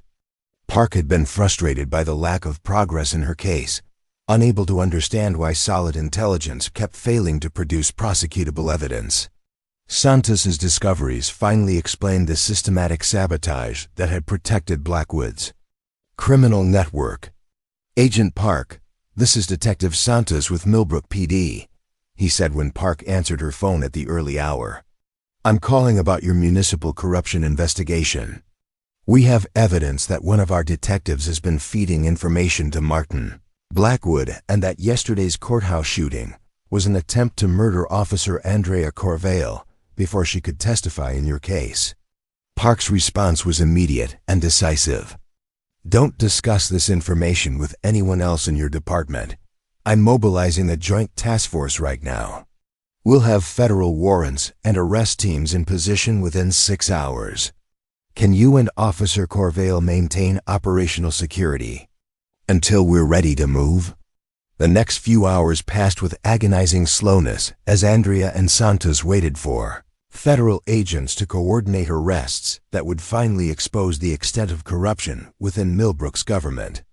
They couldn't return to the police station without alerting Valdez to their discoveries, and they couldn't contact other colleagues without risking that information would reach co-conspirators who might destroy evidence or flee the jurisdiction. Andrea used the waiting time to prepare a comprehensive statement documenting Kurt's heroic actions during the courthouse shooting. Her account emphasized his split-second decision to risk his life for a stranger, his effective medical treatment under fire, and his successful neutralization of armed criminals when professional responders couldn't safely approach. The statement would serve as powerful testimony to Kurt's character when the corruption charges inevitably came to trial. At 7 in the morning, FBI agents arrested Martin Blackwood at his downtown office as he arrived for what he believed would be a normal business day. Simultaneous raids on his home, law firm, and storage facilities produced computers, financial records, and communications that documented years of criminal coordination with corrupt officials throughout Millbrook's government structure. Detective Valdez was arrested at the police station an hour later, his shocked expression suggesting he had never imagined that his criminal activities would be discovered. Federal agents also arrested 2 city council members, a courthouse clerk, and an evidence room supervisor whose cooperation had been essential to the corruption network's operation. Lieutenant Hendricks, who had conducted Kurt's interrogation under Valdez's direction, was not charged with criminal activity but faced internal investigation for her failure to question obviously weak evidence against an innocent man. Her professional reputation would never recover from her role in nearly prosecuting someone whose only crime had been heroic intervention to save a police officer's life. Kurt was formally notified of his complete exoneration by Special Agent Park, who personally delivered the news to his woodworking shop, along with an official apology from the FBI and Millbrook Police Department. The federal investigation had conclusively proven that Kurt had no knowledge of the courthouse attack, and that his intervention had been spontaneous heroism rather than coordinated criminal activity. Mr. Kestrel, I want to personally apologize for the treatment you received from law enforcement personnel, who should have been thanking you instead of investigating you, Park said as she returned his confiscated property and arranged for Ranger's immediate release from impoundment. Your actions during the courthouse shooting were heroic by any standard, and you deserve recognition rather than suspicion. Ranger's reunion with Kurt was emotional for both man and dog. The golden retriever's enthusiastic greeting, confirming that their bond had not been damaged by the forced separation. Kurt could see that Ranger had been well cared for during his impoundment, but the dog's obvious relief at being reunited with his family demonstrated the stress that their separation had caused. Emma's reaction to her father's vindication was pure joy mixed with righteous anger at the officials who had doubted his integrity. I knew Daddy was a hero, she declared to anyone who would listen.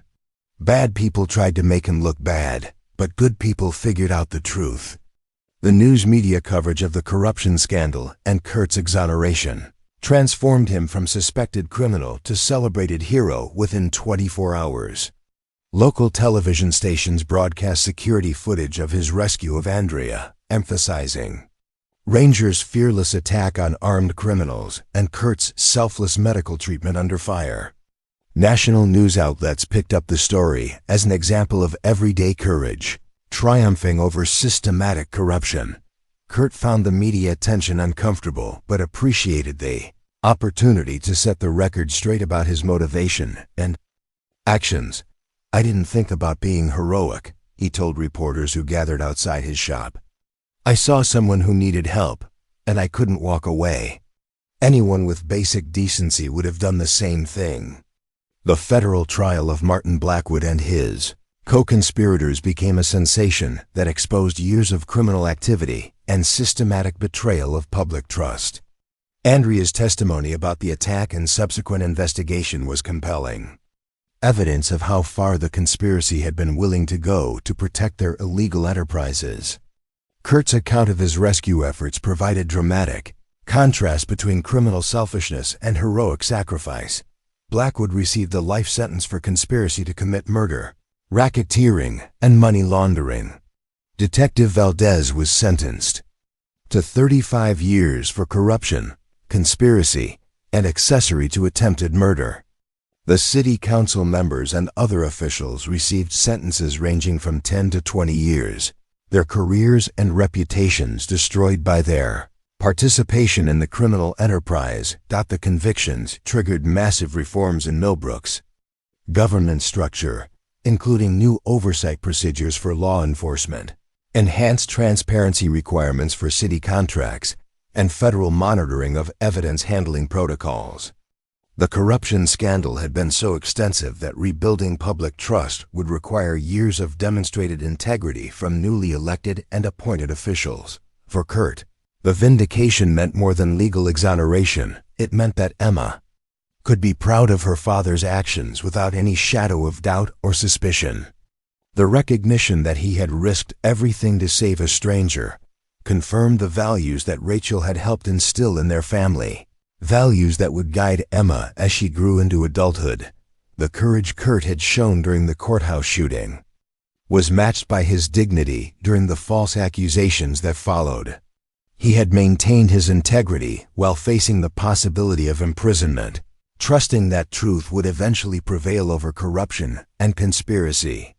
His faith in justice had been rewarded, but more importantly, he had demonstrated to Emma that doing the right thing was worth any personal cost. As the legal proceedings concluded and media attention began to fade, Kurt found himself looking forward to returning to the quiet life he had built around family and craftsmanship.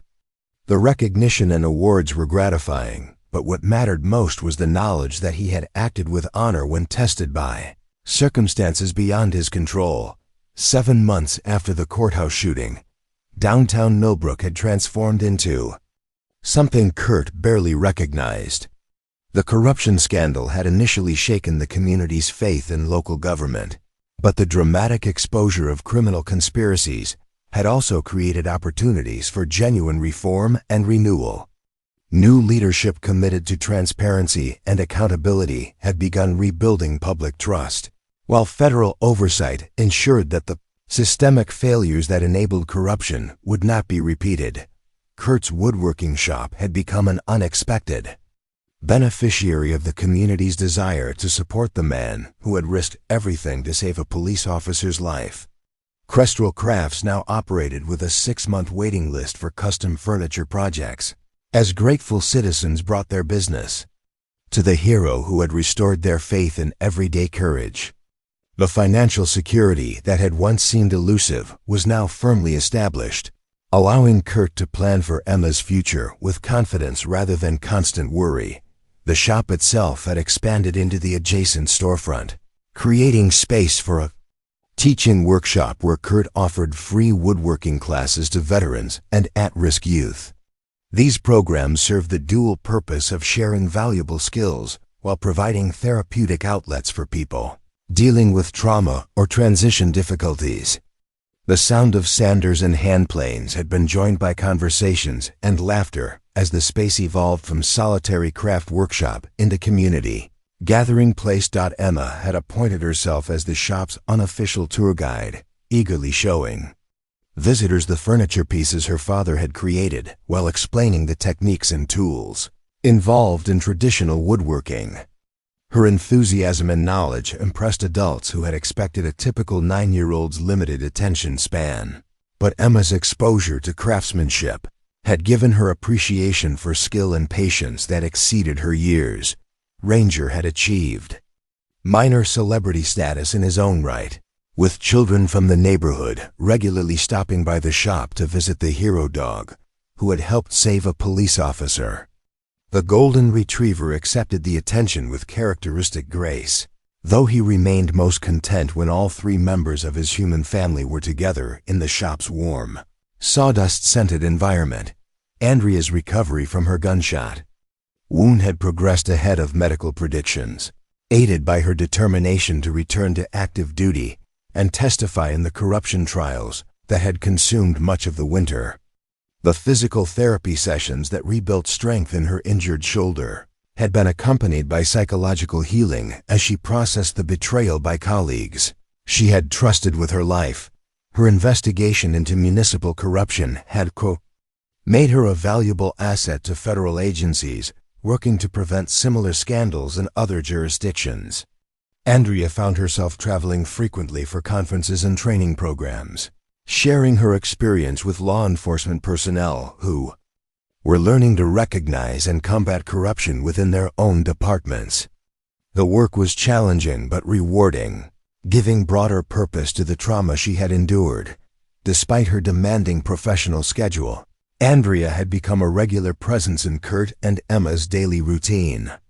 What had begun as grateful visits to thank her rescuer had evolved into something much deeper, as their shared experience of trauma and recovery created bonds that transcended simple friendship. Their relationship had developed slowly and naturally, built on mutual respect, shared values, and the recognition that they had found in each other something precious that neither had expected to discover again. Emma had been the first to recognize what was developing between her father and Andrea, approaching the situation with the directness that characterized her personality in all matters. "Daddy, you smile differently when Andrea visits," she had observed during one of their evening conversations. "It's the same way you smiled when you looked at pictures of Mommy, but less sad." Kurt had been surprised by his daughter's perceptiveness, though he realized that Emma's emotional intelligence had always exceeded her years. Rachel's death had forced Emma to develop sensitivity to adult emotions that most children her age never needed to acquire. Her approval of Andrea's growing presence in their lives was both blessing and relief for Kurt, who had worried about how Emma might react to another woman becoming important to their family. The relationship between Andrea and Emma had developed independently of Kurt's involvement, based on genuine affection and shared interests rather than obligation or politeness. Andrea's patient teaching of chess and card games had revealed Emma's strategic thinking abilities, while Emma's enthusiasm for books and learning had reminded Andrea of her own daughter Maria's intellectual curiosity during childhood. On a crisp spring evening in April, as they walked through downtown Millbrook's renovated historic district, Kurt found himself reflecting on how completely his life had changed since that Tuesday morning when gunshots had shattered his routine. The quiet existence he had built around grief and protection had expanded into something richer and more complex, filled with new relationships, responsibilities, and possibilities he had never imagined.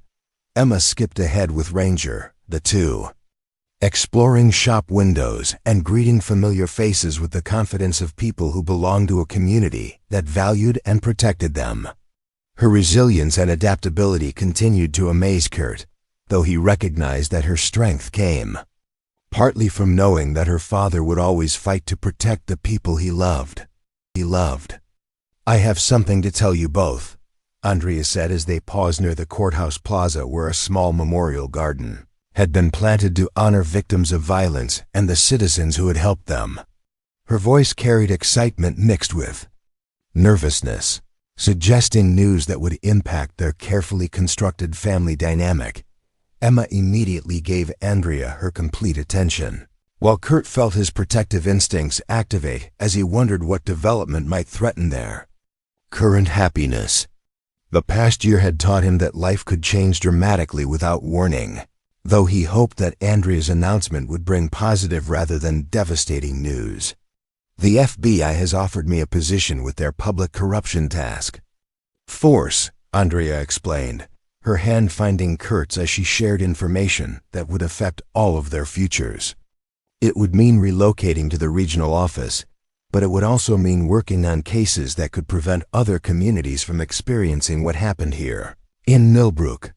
Kurt felt immediate pride in Andrea's professional recognition, followed quickly by concern about what her career advancement might mean for their relationship. The federal position represented validation of her investigative skills and commitment to justice, but it also suggested geographic separation that could complicate their developing family bonds. "Where is the regional office?" Emma asked with the practical focus that characterized her approach to adult problems. "Portland," Andrea replied, her smile indicating that she had carefully considered the implications before sharing her news. "It's about an hour from here, close enough for daily commuting but far enough to provide fresh perspective on the work." Kurt realized that Andrea had been offered an opportunity to expand her impact on law enforcement while maintaining their relationship, a combination that seemed almost too good to be true after the challenges they had faced. Her success reflected the recognition that her experience with corruption investigations could benefit other communities facing similar threats to justice and accountability. "There's something else," Andrea continued, her nervousness returning. As she prepared to share information that would require more significant decisions from all of them.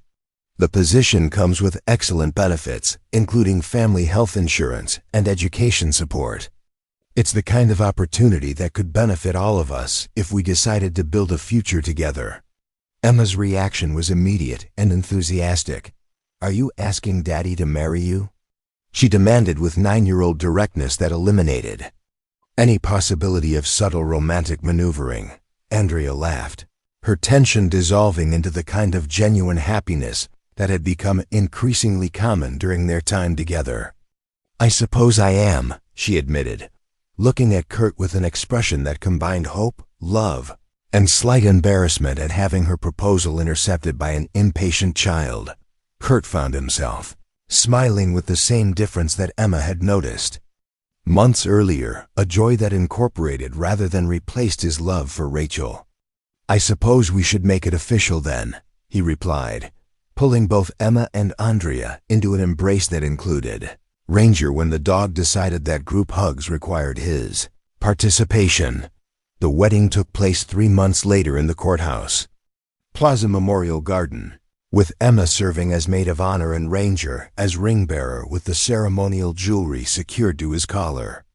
Detective Santos officiated as an ordained minister, while FBI Special Agent Park and dozens of community members witnessed the union of two people who had found love through shared trauma and mutual commitment to justice.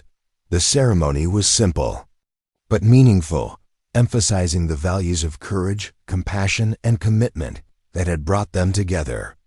Kurt's vows focused on Andrea's strength and integrity, while Andrea spoke about Kurt's willingness to risk everything for a stranger and the family that had embraced her as one of their own. Emma's role in the ceremony went beyond traditional maid of honor duties to include a brief speech about how her new stepmother had helped their family heal while honoring the memory of her biological mother. Her words brought tears to many attendees while demonstrating the emotional maturity that continued to impress adults who encountered her. As the small wedding party celebrated with dinner at a local restaurant, Andrea shared news that would complete their family expansion. "Kurt and Emma, I've been in contact with the adoption agency about a little boy named Timothy. He's 7 years old, lost his parents in a car accident last year, and he loves dogs and building things with his hands." Emma's excitement about becoming a big sister was immediately evident, while Kurt felt the familiar mixture of anticipation and protective concern that accompanied any expansion of their family circle. The opportunity to provide a loving home for another parentless young person seemed like natural extension of the values that had guided their family's development. 6 months later, Timothy Chun became Timothy Crustrell Corvale, bringing his quiet intelligence and careful observation skills to a household that already valued thoughtfulness and craftsmanship. His adjustment to family life was gradual but steady, aided by Emma's patient mentorship and Ranger's immediate acceptance of another family member to protect and comfort. The expanded family had settled into new routines that accommodated Andrea's federal position, Kurt's growing business, Emma's academic achievements, and Timothy's gradual emergence from the protective shell that grief had created around his young personality. Their home was filled with the comfortable chaos of active children, adult conversation about work and community involvement, and the constant presence of a dog who considered family protection his primary responsibility. On the first anniversary of the courthouse shooting, the city of Millbrook dedicated a permanent memorial honoring victims of violence and the citizens who had helped them. Kurt's name was engraved alongside those of other community members who had demonstrated extraordinary courage, though he remained uncomfortable with public recognition for actions that felt like simple human decency. Emma and Timothy had collaborated on a school project about community heroes that featured their father's story alongside those of teachers, firefighters, medical personnel, and other people who made daily sacrifices to help others. Their presentation emphasized that heroism was not limited to dramatic moments, but included the everyday choices that people made to prioritize others. welfare over their own convenience. As Kurt watched his expanded family interact with friends and neighbors during the memorial dedication ceremony, he reflected on the extraordinary journey that had begun with a simple decision to help someone in need. The quiet life he had constructed around grief and protection had evolved into something richer and more complex, filled with relationships and responsibilities that honored Rachel's memory while creating new sources of joy and purpose. The courthouse plaza, where he had once dragged a bleeding police officer to safety, now hosted community festivals and farmers markets that celebrated Millbrook's renewal. The corruption that had once threatened the community's foundation had been replaced by transparent governance and citizen engagement that made the city stronger and more resilient.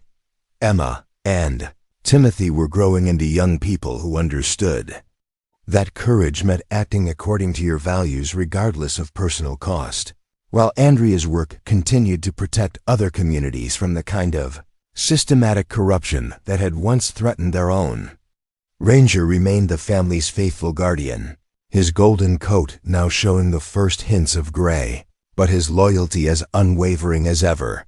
Kurt had learned that the greatest rescue wasn't pulling someone from physical danger, but building something worth protecting from the foundation of shared values and mutual commitment. His family had grown through choice rather than chance, united by love that multiplied rather than replaced what had come before. In helping a stranger during her moment of greatest need, he had discovered that some actions create ripples that continue expanding long after the original moment of decision has passed. Up next, you've got two more standout stories right on your screen. If this one hit the mark, you won't want to pass these up. Just click and check them out. And don't forget to subscribe and turn on the notification bell so you don't miss any upload from us.